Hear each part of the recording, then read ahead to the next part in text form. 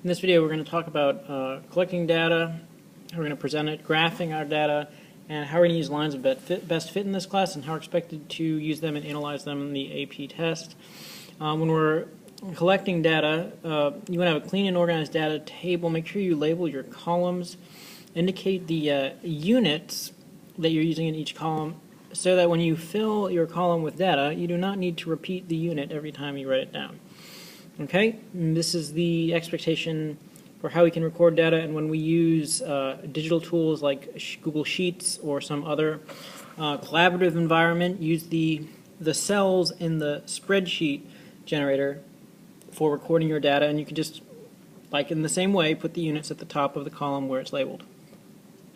Graphing wise, make sure you're using more than 50% of the available graph space. This goes for the AP exam as well. They'll give you a blank graph. They may or may not scale it for you, but they'll give you a blank graph if it's that type of lab assessment question.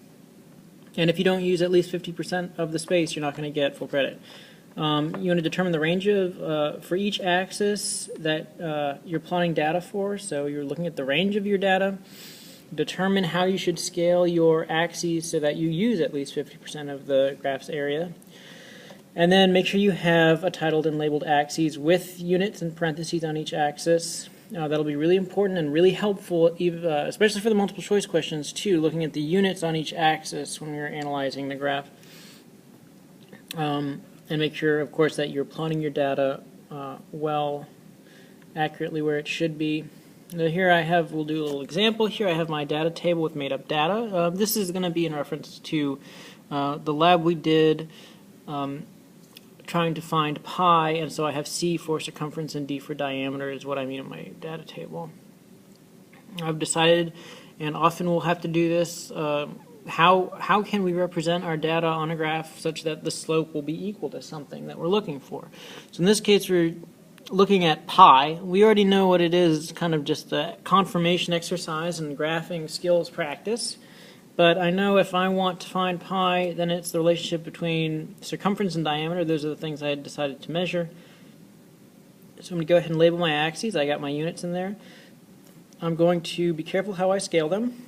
So on the Y, I've scaled each little square is 3, and I have each block is 1/2 or 0.5 centimeters on the diameter. For my x-axis, 1.51, 1.52, 2.53, and you don't have to label each and every single increment or integer.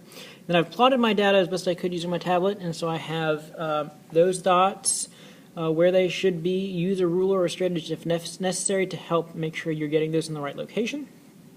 So now I have my data plotted, axes labeled, units are there. I've been careful with my scaling, and when finding my line of best fit, when I do it manually, I'm using my straight edge. The main technique that we'll use that's okay for estimating, it's fun on the exam, is trying to follow the data, the average of the data with your line, keeping about equal number of data points on either side of your line. So my line has a positive slope here, clearly. I have a couple data points above it, one that's almost exactly on the line of best fit, and a couple that look to be below that pink line. All right, so I kind of tried to follow that rule here. I'm not going to force my line to go through the origin if it doesn't seem like it should when it's going trending with the data, and it's okay if it doesn't cut through every single data point. When I'm finding my slope, when I am finding my slope with a line of best fit on the AP exam, I will not, nor will I do this in class, find the slope using my data points. So notice I've drawn 2 little orange circles, and they are points on my line of best fit that are not data points. And I've picked those points because they're convenient. You can see it's where 2 of my squares on my grid paper, 2 of the lines from my grid paper cross one another, so it's easier for me to name the coordinates there, which I will now do. I have my x coordinates in blue, y coordinates in red, and here's where our slope is. There's our slope equation.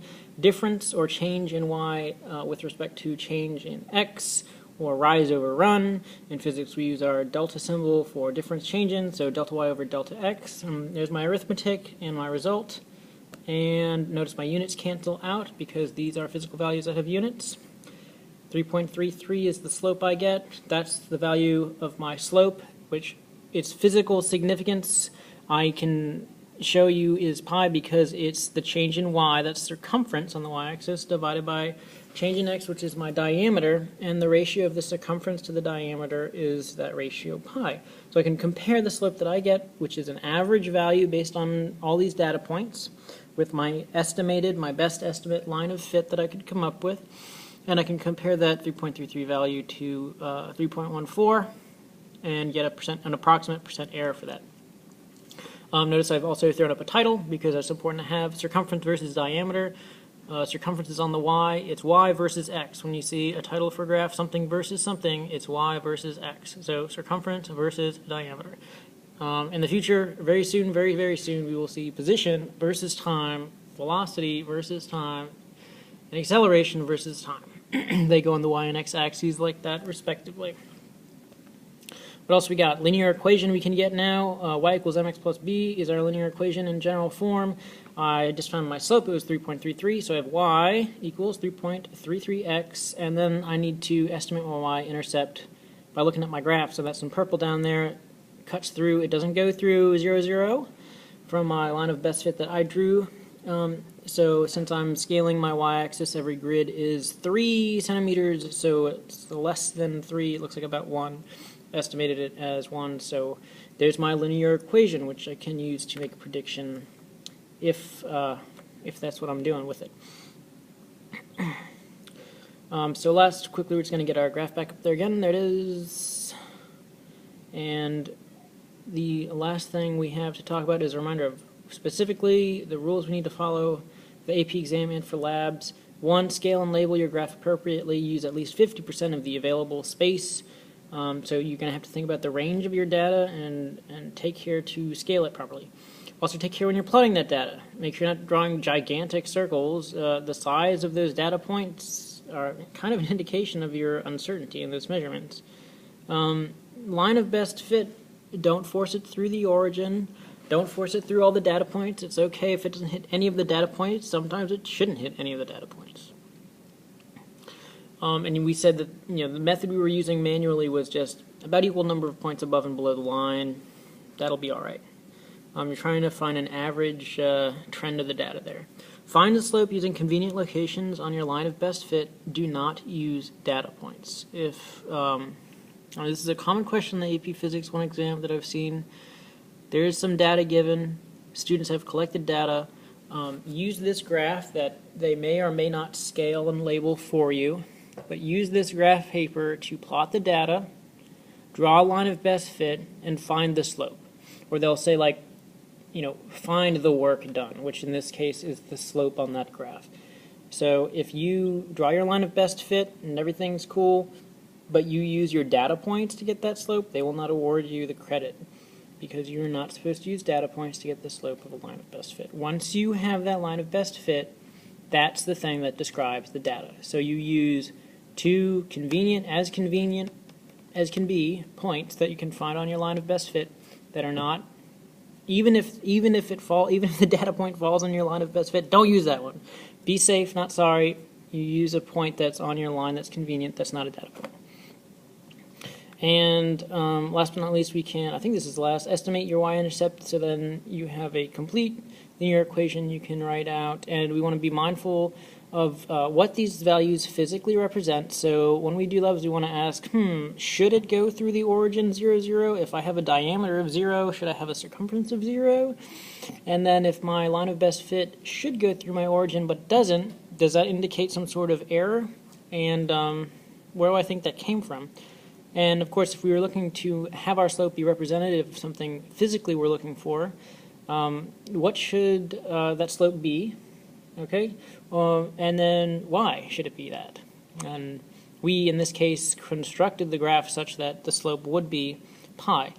Think about if I flipped and I put diameter on the y-axis and circumference on the x-axis, which you could do, what value would you have for your slope, and what would I have to do to that value in order to get pi?